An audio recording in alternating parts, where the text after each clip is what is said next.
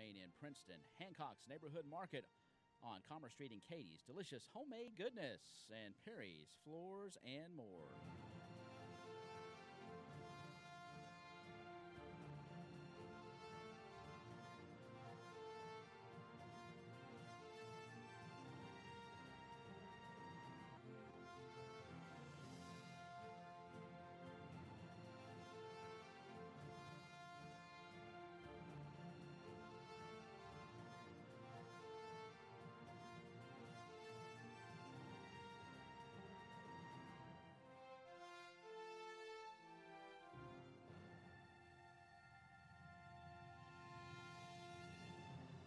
And a very good morning to each and every one of you. Welcome to Tiger Talk here in your hometown radio station, 103.3 FM, 1580 AM, WPKY, The Tiger.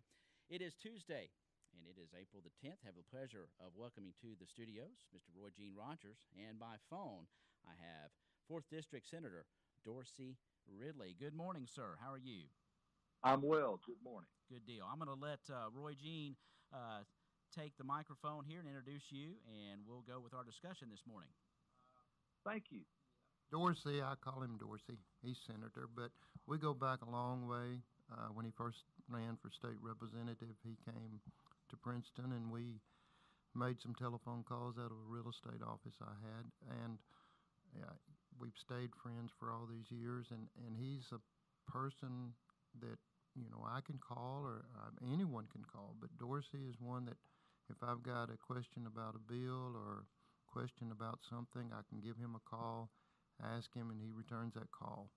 And he'll call me and give me additional information that I don't even ask for. But it's I appreciate it, Dorsey, I really do. You've helped us out a great deal, and I appreciate you giving us the information that we asked for. Well, thank you, Roy Gene. It has been a long friendship.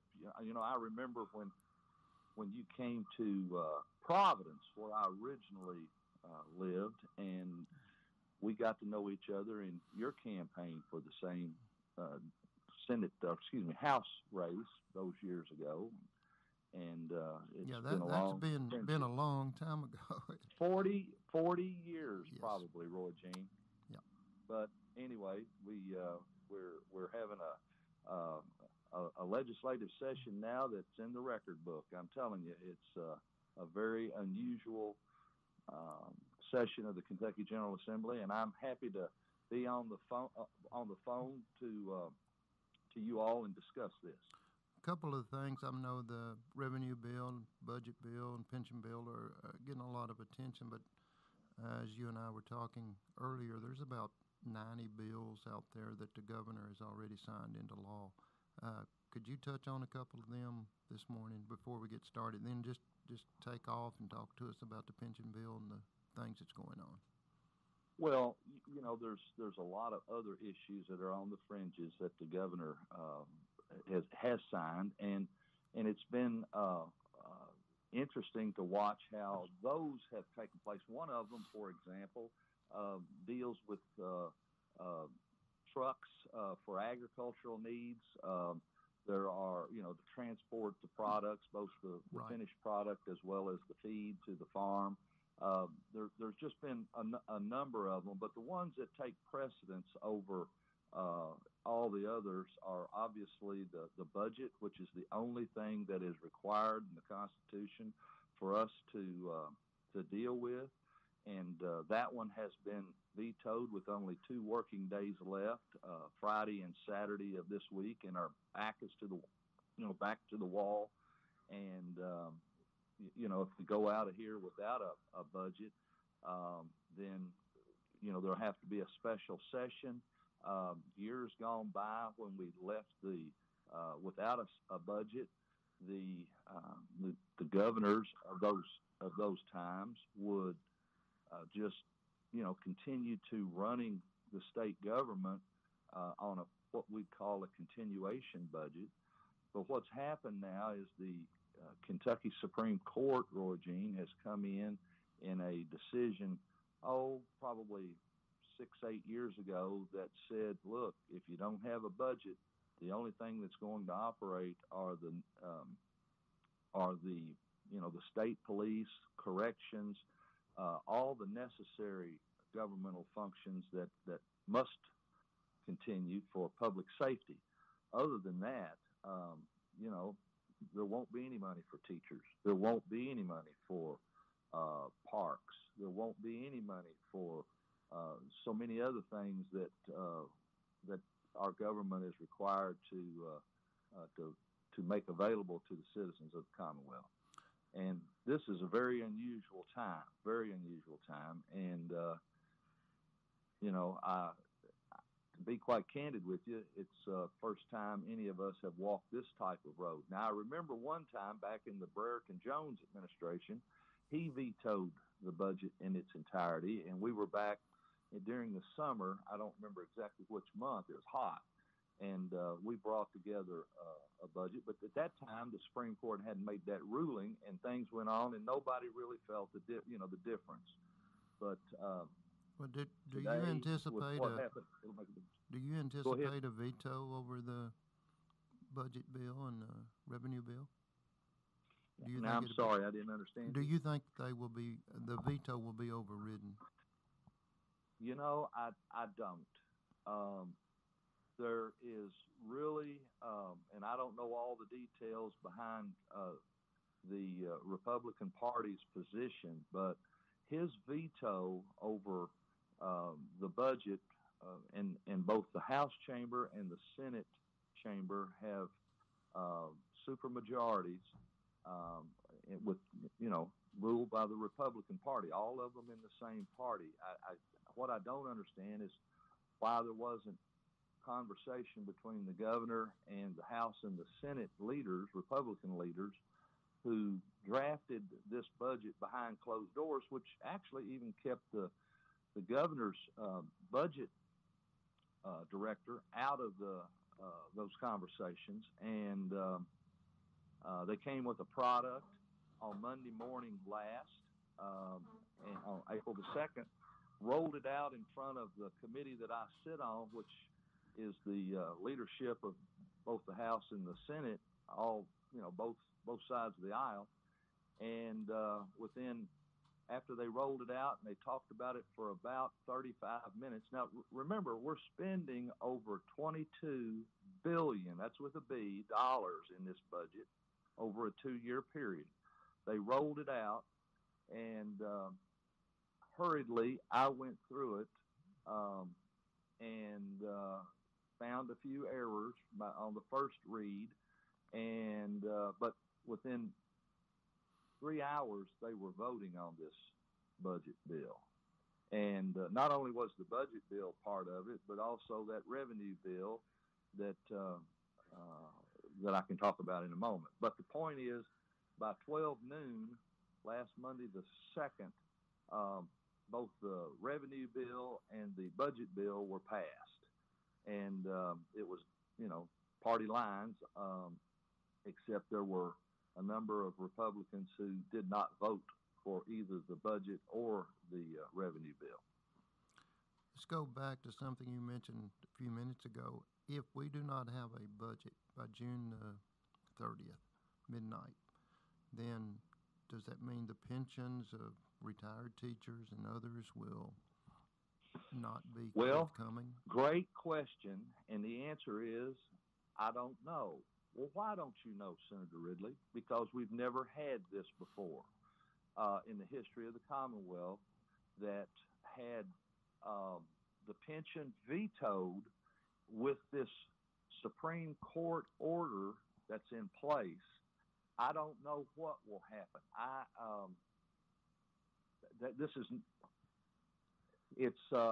We're at a real constitutional quandary is the best way for me to describe that. And we'll just have to see. Now, I don't know if there'll, as I said, my crystal ball says we don't override these two vetoes at all. And we don't know what the pension is going to be. That's midnight tonight as far as that pension bill is concerned. But it makes no sense to pass to sign the pension bill when you don't have a budget. Right. That's You've what got to have. Let me say this in succession. You must have the pension bill basically first, the revenue bill second, and then those dollars needed will go straight into the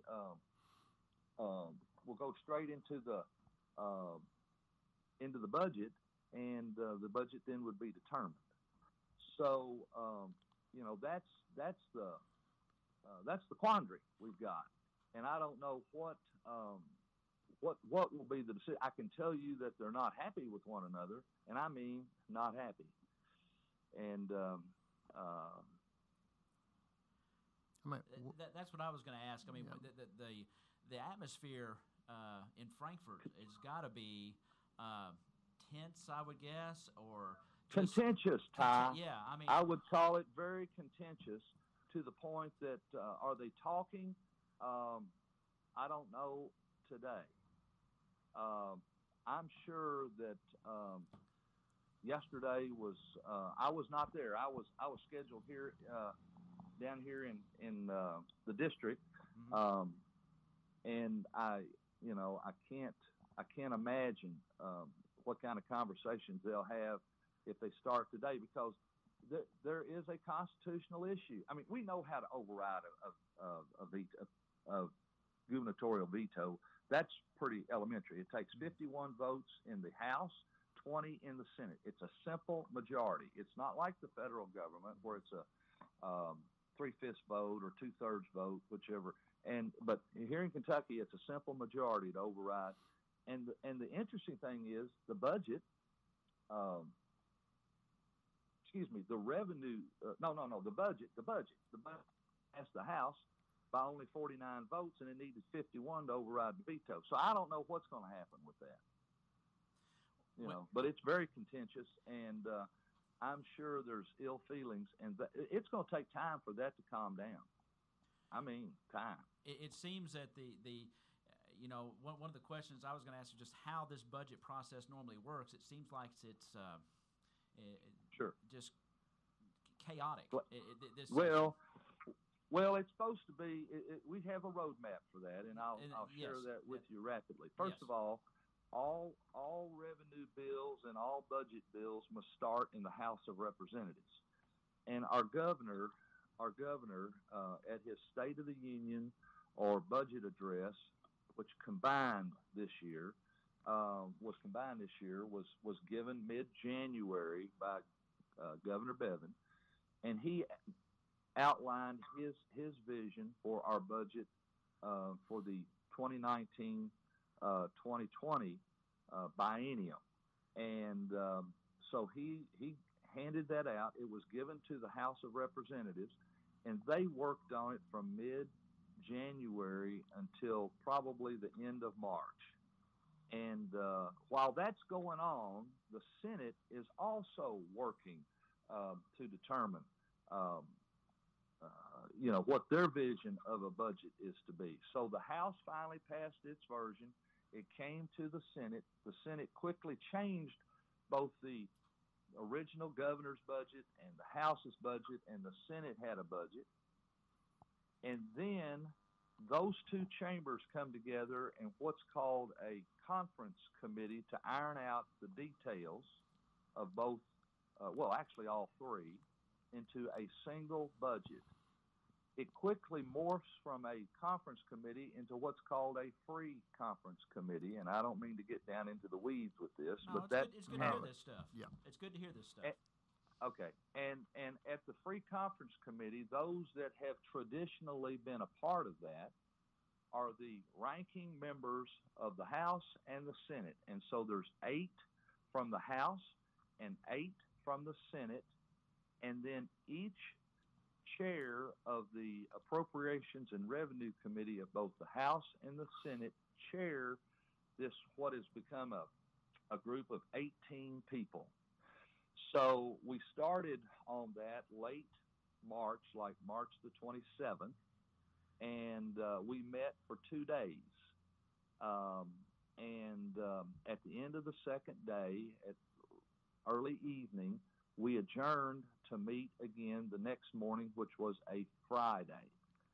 I arrived at the appointed hour. All of us, or at least the minority, the 6 minority members of those 18 came into the appropriate room that's set up for us. It's very, it's a huge conference table, and all of our documents were laying there where we all take a seat. And anyway, 9 o'clock came, and someone walked into the door and said, "This is we break until noon today. They're the majority party's meeting." Okay, good. So we come back at noon on that Friday, and they're not there again, and they say, "We'll call you when we're ready to talk."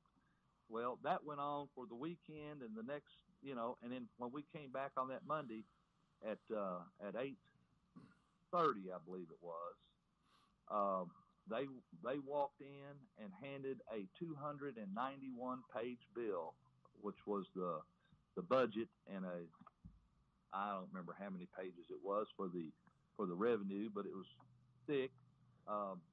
And when you put something through a photocopier machine, it comes out. If you put a whole lot of papers there, that many, it's hot, it's warm, And so when it came to us, it was hot. It was still smoking, wasn't it? So that this has just been finished and has just been printed. And anyway, so we start through that for the next hour and 20 minutes probably, and go through both of those very important, the bills that the Constitution require us to do.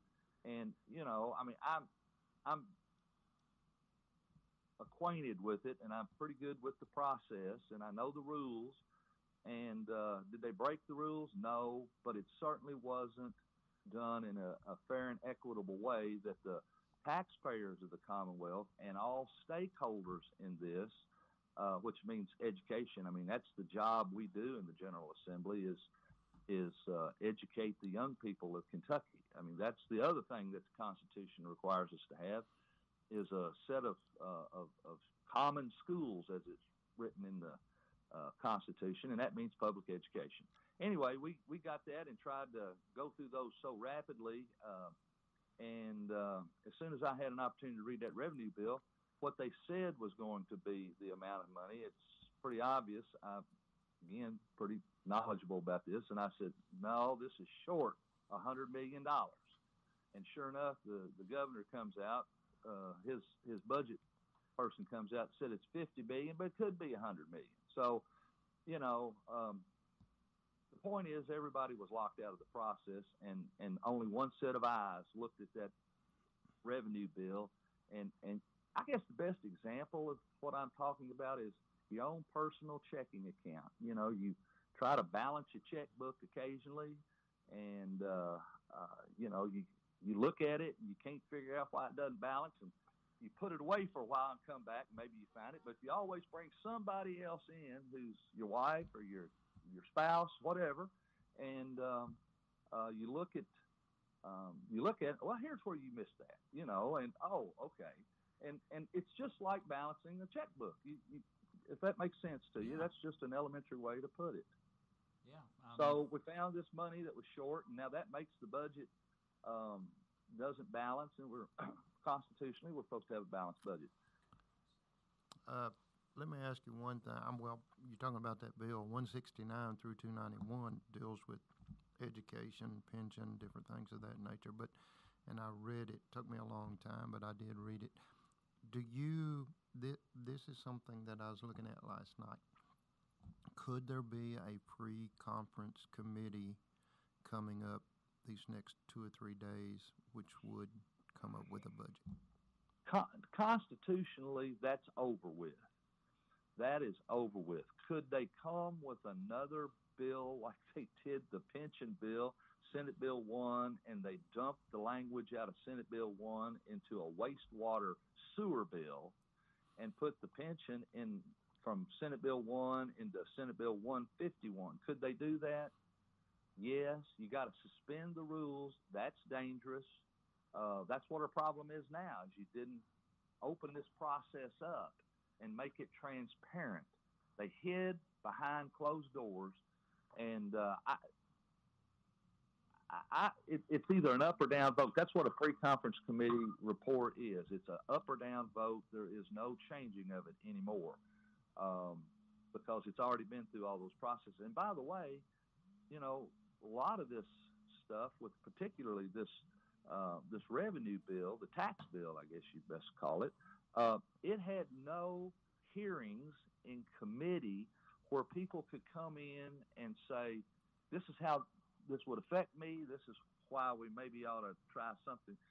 All these taxes that they added, really for as it turns out, it's for the wealthiest 2%, 1%, 3%. I mean, it's, it makes a whole lot of tax. Those who are paying at a percent go up to 5%, and those that are at 6% who can afford it comes down to 5%. So, and then they add taxes on to what I'd say some of them are luxury tax, for services. But anyway, I assume some of those services. I was surprised at some of the services that weren't taxed already. Yeah, I'd say radio advertising. I figured you were going there. Oh, that's great. But I mean, it's nice we can have a sense of humor about all this, isn't it? Because it's serious stuff. It's serious stuff. No, it is serious business. But you got to have a little levity in life, or you go, you go nuts. I guess. No doubt about it. But I mean, bowling centers, going to used to go and do a little bowling, and now it's taxed. Janitorial fees, landscaping services, right? Fitness and recreation, right? Pet grooming, commercial laundry, just your own laundry. Anyway, yeah. It's and they're not going to tax you on your haircut, but they are going to tax your dog's grooming, right. Or your cats. But anyway, I want everybody to know that because of the process and because of the things that I thought were of a negative impact on our Commonwealth, I voted I voted no against all of these bills that we're discussing because the process was not transparent and open. And I couldn't go back to my constituents and they ask a question about it and say, oh yeah, I voted for that bill simply because the Constitution requires it. Well, the Constitution requires the opportunity to have open and frank conversations. Never happened. No, that's one of the problems. I mean, there's a lot of things that even as a retired teacher, I look at, and we got a lot of the things that had been requested, and the school funding, a lot of that was in there too. But I'm like you, and I've made this statement before to others, that the way it was handled is just not the way that things should be done. But it seems to be more common practice, even in federal government, state government now. What is the solution to trying to get things accomplished across party lines? Well, or is there a solution? Well, yes, there is a solution. It's at the ballot box, it's. I don't know. Our society morphs and changes. Our government, in my opinion, was and is set up to pull together for our society, or for the people of Kentucky, for us to have roads that are safe, schools that are safe, and they teach our children. All of these things that are positive, things that move are us as a group of people forward is what I think government's all about. Now, I don't want anybody to be my church. I'm a Presbyterian, been a member of the Henderson Presbyterian Church forever, and married in that church. Hopefully, I'll have my funeral in that church. And the only point is that has what I do or what others do and where they go to church, that ought to be their decision. Now, as an evangelical, I feel like that, I need to bring folks to the good Lord and bring them to my church. But now that part that has no play in our government. I think that's, to be quite candid, I don't think that plays into that. and same is true with a number of these other hot button issues that the federal government and the U.S. Supreme Court control, not a legislator, and in Kentucky at least. And so that I think that's what's gone on over the years. And I know I'll have a lot of my friends who will say, "Oh, yes, that's what it should be," but I don't want to break up our public schools, and that's what's happening currently with this legislation that we've discussed. I mean, I am a pro-education legislator and have been for all the years that I've represented Caldwell County, back in the 80s and early 90s, and now as state senator. So it's those are the things that are so important to me. Well, Senator Ridley, we were talking about, I had retired teachers on my show yesterday, the association here in Caldwell County. One of the things I wanted to ask is just, can you explain why, like, the pension funds have been underfunded for so many years? Where has the shortfall been, and how's that occurred? Well, here's the, here is first of all, let me say to you this, that there is what's called an ARC. It's the actuarial required contribution, and so everything has an acronym, and so the ARC is a dollar amount, which is a percentage of payroll, and the ARC is the amount of money for any entity, governmental entity, to pay into the retirement fund on behalf of its employees. And there the retirement fund holds these payments made by the employer, the government, and the employees who work for that entity. Now, I don't mean to get complex, but the point is those payments have been made over time. Let's start when I was a legislator. We actually had more than 125% of the necessary funds for the teachers back in the early 90s. And back in the early 1990s, the teachers could retire after they had worked 30 years. And the way they did that was 30 years, and they used the average 5 high salaries to create what your monthly benefit would be. Well, the fund got to 125%, and then lo and behold, there was a stock market crash. Actually, there was one in 1987, and it recovered. And then in the early 90s, what happened was, the stock market was roaring pretty much, but we had pretty transparent management of these funds.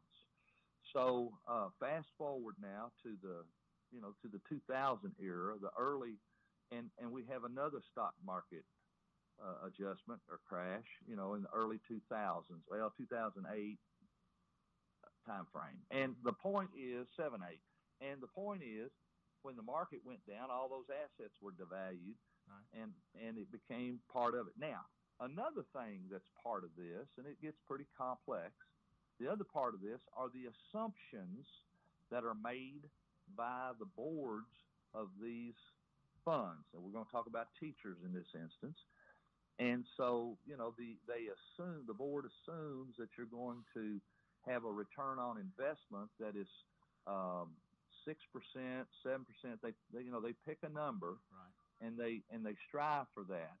And with the exception of the most recent stock market downturn, they have actually exceeded that particular, until we have had another change of that assumption down. Yet we've had more return than that, and it causes the mathematical equation of that unfunded liability to show more money. It's not smoke and mirrors. It's the real calculations that are necessary. And yes, we are unfunded, but that's why people give different numbers about what that unfunded liability. It depends on what the stock market did most recently. But we have paid money in, and we have, and let me tell you another thing. There's others out there that say that we stole money. Well, I wouldn't say that we stole any money, because nobody's, I don't think anybody stole any money. But there are two halves to the teacher's retirement. One is the calculation for their health insurance premium, and the other half is the monthly payment for their retirement. And we have found back a number of years ago where the people are getting healthier in life, and that's a good thing. And we actually had more premium than we had claims in the health side, and so the state borrowed money across to make sure everything, and then paid that money back with interest. But it never left the teachers group. It was moved within that, but from one side of the equation to the other with regards to that. Now that's what happened there. But it is not. We need more money for it, and we need to fund more, and we were working on that, and then this total budget fiasco took place. It did have money in there for what the governor would call, fully funding of the pension system. And now there's not only, but I tell you, the teachers also realize that pension fund used to be called KTRS, Kentucky Teachers Retirement System, and there was another one called KRS, and people would get the two acronyms a little disjointed, confused, to be quite candid. And the teachers about a year ago decided we don't want to be part of that, and so they changed their name to strictly TRS, or Teachers Retirement System. So you got a KRS and a TRS now. So we got issues, and I know we've been talking a long time here, but no, please ask other questions. No, that's what we've got an hour. we've got more, but I mean, I appreciate your candidness here, but these are tough questions. There's a lot of confusion out there with the acronyms, with how all this process works, with who's doing what and and so we're just trying to, transparency is the key. That's right. People that are knowledgeable, that are there, they're living it, to come back and tell, you're telling your constituents how you feel, what you're seeing, and we need to know that. Hey, two things back early in the session. We were talking, and you were talking about the internet tax. And then the other one is the pensions. I know if it's a non-governmental pension that they can be declared insolvent, declare bankruptcy. Is that something that could happen to the pension funds here in Kentucky, that they could actually, some of them, see bankruptcy? No. The answer to that is no.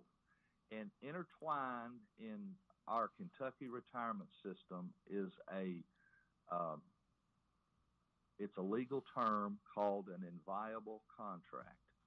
And that inviolable contract means this, that should these multi-billions of dollars of retirement funds go away, first of all, I cannot conceptually ever imagine that.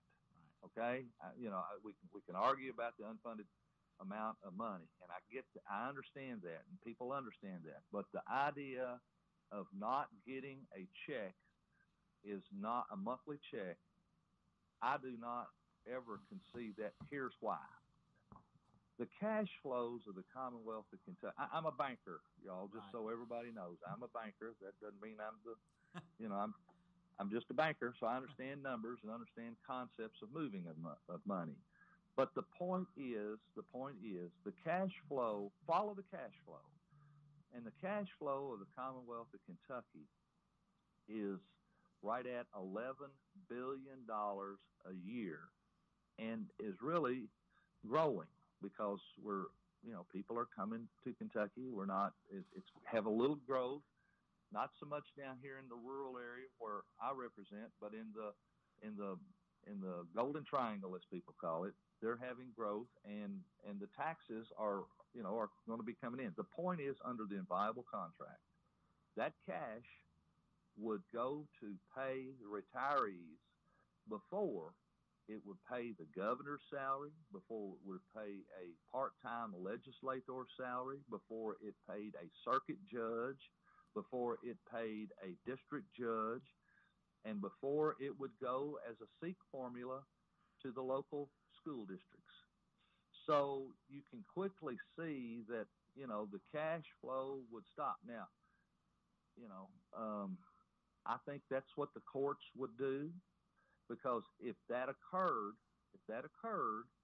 the legislature would have totally failed. The governor would have totally failed, whoever that person is. And it would be, it'd be on the court systems to move it. It would be more than a constitutional quandary. It would be a constitutional failure if the payments were not made to these teachers. So retired teachers. So I want those retired teachers to understand that really they get paid first. That's the bottom line. And any other retiree. And we're talking about teachers because it's the largest group. But look, we're talking about city employees, county employees, city police, firefighters, anybody that is on the city payroll, the county payroll, the state payroll. And there's a lot of quasi-governmental entities like the libraries and the health departments and those people, that are the bus drivers, the lunchroom workers, the who have a miss, Roy Jean? All those that make the school operate. Custodians, anybody in the school system. We have a lot of support personnel. Yes, that's correct. And thank you. So I mean, it's that I hope that answers an overall question of the concern that people will have. Well, they're going to run out of money, because actually, I don't see us running out of money, and I don't see us all. I don't think everybody, I don't think governor, and I don't think the General Assembly is going to totally go to the point that we cannot function. Will we have as much money? I mean, the idea of my friends across the aisle at the Republican side is to throttle back government so far that the only thing that's there basically is a little of this and a little of that. Well, I'm not for revving up to have all you can have. I'm a kind of the middle of the road kind of a legislator. I understand both sides. We've got to be conservative in nature with our, a lot of our money, but yet again, we've got to spend money that makes money in the future. For example, early childhood development at schools. It is shown that if we work with young people, children, 2, 3, 4, preschools, maybe not 2, but 3, 4, 5. If we work with them, we can reduce the population in the jails 18 years later. I mean, it's just we can show those numbers and cite those reports, and it makes sense, because we need taxpayers instead of tax burdens. Right. So now, you asked about the internet sales taxes, yes, and where that money comes from. So I've been tracking this for years, and have been upset that we have been, and it's all toward the federal government. When you go, years ago, when there were catalog sales and the internet was not around, you could go and buy things over the through the catalog, order things, and they ship it to your house. And if you didn't live in the state where this warehouse shipped it from, you didn't have to pay Kentucky sales tax. But the tax code of Kentucky says this: go to your personal income tax return, Kentucky income tax return, and on line 15, you will, I believe it's line 15, you will find the word usage tax that is due. Well, that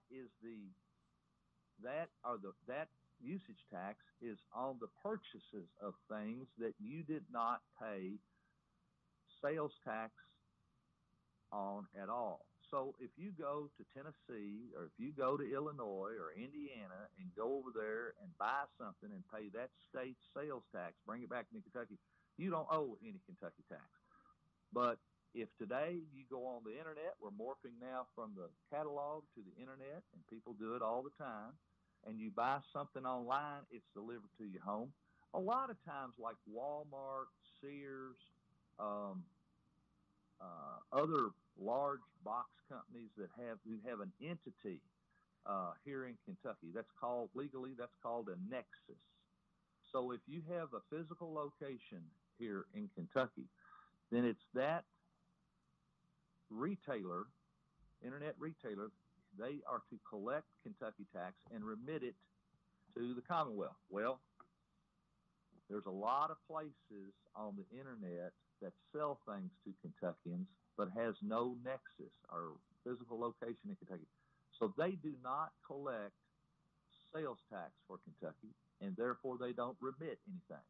So that's when the Kentuckian is supposed to go on line 15 and write down the taxable, sales tax amount there in that, and sum it up. So if you buy $1,000 worth of things over the internet for a year, when you file your personal income tax, you put $60 down there on that line 15 and remit it. Well, nobody does that. Nobody does that. And so we're losing untold amount of sales tax. Now, how do you fix it? Why haven't you fixed it? Well, it's a federal issue, and the Congress will not deal with it. They think it's raising a tax. Well, no, each state has got, except about 5 states in the U.S., 45 states have sales tax.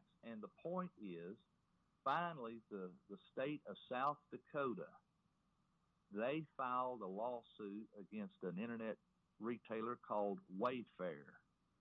And that Wayfair court case was finally taken up by the U.S. Supreme Court in January. And I've got a report here that today, South Dakota will file a brief about this lack of being able to collect their tax due. And on April the 17th, there will be oral arguments in the U.S. Supreme Court. And then by June 30, we're hopeful to have a ruling that will reverse an old court case back in 1990 called Quill versus North Dakota. Anyway, that's if that happens, and I think it will because of that Quill case I was talking about. If that happens, the Kentucky Bankers Association, who did the research on how much sales tax that would provide. Now, that's an unusual entity to do this type of research, but they have done it and in a nonpartisan way, and they think that the amount of money that when we engage this and be able to collect this, it would be in the neighborhood of $500 to $600 million, which is the same as levying 1% sales tax to Kentuckians.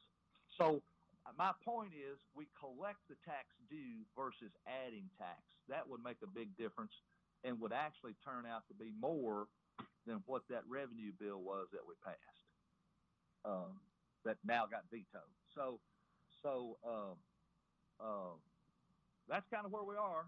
I've talked a long time. I apologize for that. No. We appreciate you joining us today. And just before I let you go, we've got about 15 minutes, and I won't make you stay the whole time if you got to get on here. But just get your crystal ball out here for a minute and tell us what you foresee the next few days up in Frankfort. Let me say when you're far away from the Capitol.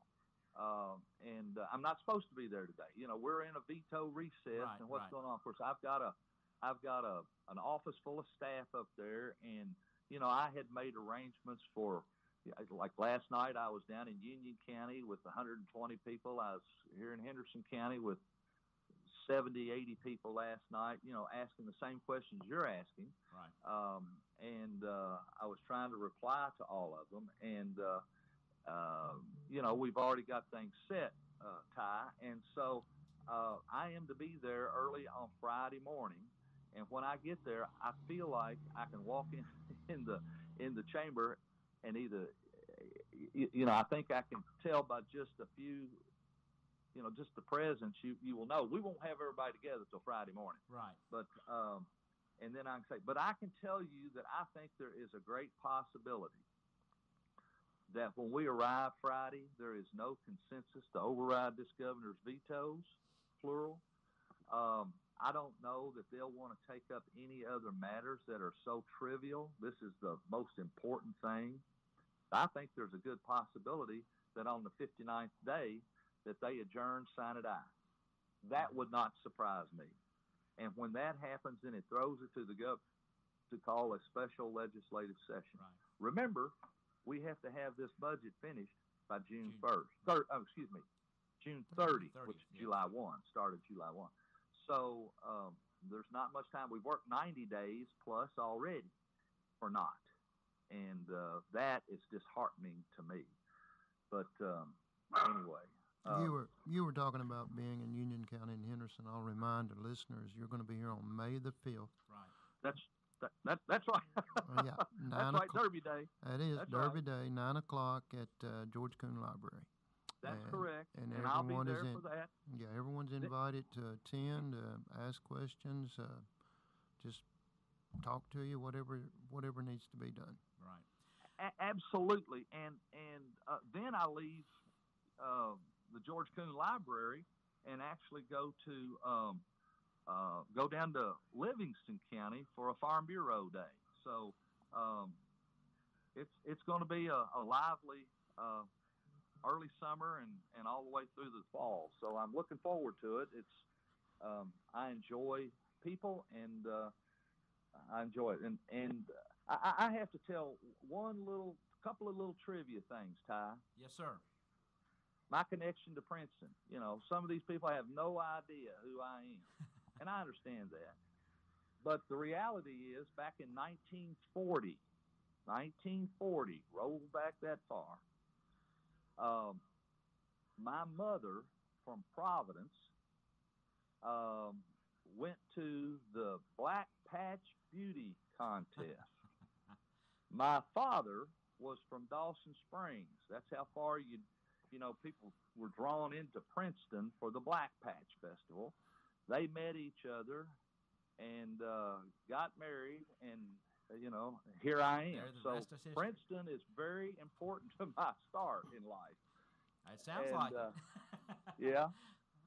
And your mother was also a teacher, wasn't she? That is correct. My mother was a teacher, my sister a teacher, and my wife is a retired teacher. So yes. So if you get a robocall that says that Dorsey Ridley is not a friend to education, you can almost bet that that's not true. Well, thank you. That was a really to me it was funny from the standpoint how they took everything, and of course they move it into that's today's political arena. I mean, it's they take something and they twist it around, and at the end of the day, I support public employees and public education and teachers and all those others that help it make it happen. But I got another thing that's kind of interesting. I need to tell the counties that I represent, Ty. Yes, sir.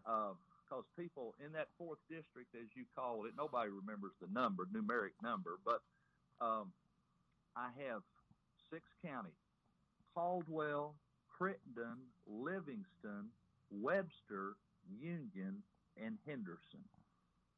And that district is from the eastern part of Henderson County to Ledbetter. We call it Reed to Ledbetter is 120 miles, long. Right. And from Caseyville in Union County all the way to Cobb It's about 60 miles. And, it's a pretty good sized geographic area, and I appreciate the honor to be able to serve those people. And how many people live there? In that district, there are Senate districts, average 117,000. This particular district does not have quite that many because there's a plus or minus factor. But in that Senate district, there's about 115,000 people. Okay. So, and the city of Princeton is the second largest community I represent. So it's very important to me, as you can see with what I've shared with you. So, yes, sir. Got any other questions? I'll be glad to try to answer them. I think, boy, you sure did go on a roll there, and we certainly appreciate that. And we especially appreciate your time this morning to come in here and give us your take. You're up there. You're working hard. We understand that. I know it's got to be frustrating. I would be frustrated if I was serving. Everybody ought to try it, but I know it's frustrating. But it is a job that you all, I know you take seriously, and hopefully, yes, you do the best you can for your constituents, and we certainly thank you for that. Yep. Thank you very much. We appreciate you're welcome. You. And the last thing is, you can find me. Go to the Kentucky General Assembly website called LRC, initials LRC. That's Legislative Research Commission. You'll find a email address for me. But more importantly, and this is what I've done my entire political life, my home phone number is listed in the phone book. Now, I know a lot of people don't have phone books anymore, but it's there. You can find me. And I'm the only Ridley in Henderson. So you're welcome to call my home number. If I'm not here, there's a machine. So right. I've tried to be accessible. And I think the lrc.ky.gov, that's the site, but there's also a message line there, and that will go yes. right to, that is 1-800-372-7181 too. Yes, sir. And folks can use that number yes, sir. to get you information and yes. get in touch with you as well. Yes. All Ty, right. Roy Jean, thank you so much for having me. Thank you very much for being on. We certainly appreciate it, Senator Ridley, and you're welcome here at WPKY anytime. We appreciate your time this morning. Yes, sir. Bye. Have a good day. Bye. All right. That is Senator Dorsey Ridley. He's the Kentucky District 4th District Senator. Includes Caldwell, Crittenden, Henderson, Livingston, Union, and Webster counties. We certainly appreciate his time today. Hopefully it helped explain some of the issues and things that are going on in Frankfort. Roy Jean, and do you have anything to kind of sum up? I know had you here today, you and Senator Ridley have been friends for a long time. Long time, yes. And you speak with him quite a bit, and yep. You study these things pretty well. You are a retired teacher. And again, we didn't just have him on to talk about the teacher's retirement. I mean, this affects the entire Commonwealth, these issues we're talking about here. We're talking about a budget. We're talking about revenue generation. We're talking about the future of all Kentuckians. Well, really. When you look at a special session being called, I think it's going to cost the taxpayers $57,000 a day. Mm-hmm. And of course, I expressed my concern that on June the 30th, if we do not have a budget with that recent Supreme Court decision, what's it going to do? If there's not a budget there, if the revenue is not there, then the funding is not there for retired teachers, retired state police officers, or anyone else. And we need to be concerned. And I think Senator really called it a constitutional conundrum. Right. Conundrum. Yeah. Conundrum. Because it's never happened before. It's never happened before. It didn't use the word crisis, but you could throw that in there if you get close to the date and this stuff is not resolved. And hopefully your listeners, learned a little bit about the process today and what's going on. And I know we got Representative Beckler coming in Thursday. He will be here Thursday. Yep. Yeah, and it'd be good to get that. Of course, this is not. This is beyond, I think, partisan lines here. This affects everybody, whether you're Republican, a Democrat, an Independent, a Libertarian, whatever you are. This is the work of our Commonwealth. Ty, thank you and the station for, like yesterday, retired teachers, today Senator Ridley, and then Good. Representative Beckler. You're giving the people of this community an opportunity to be informed and to learn what's going on. That's what we're trying to do here. Yep. And we certainly appreciate your time this morning as well, and our thanks to Senator Dorsey Ridley. He is a Democrat. He represents Senate District 4 in the Commonwealth. That includes Caldwell, Crittenden, Henderson, Livingston, Union counties, and Webster counties. So we thank him for his time today as well. It's 8:58. We're coming up on the top of the hour. That's going to wrap up this edition of Tiger Talk here on your hometown radio station, 103.3 FM and 1580 AM WPKY, The Tiger. For Senator Ridley, Roy Jean Rogers, Ty Englebright, have a good day, everybody. String Beans Coffee House in downtown Princeton specializes in made-to-order espresso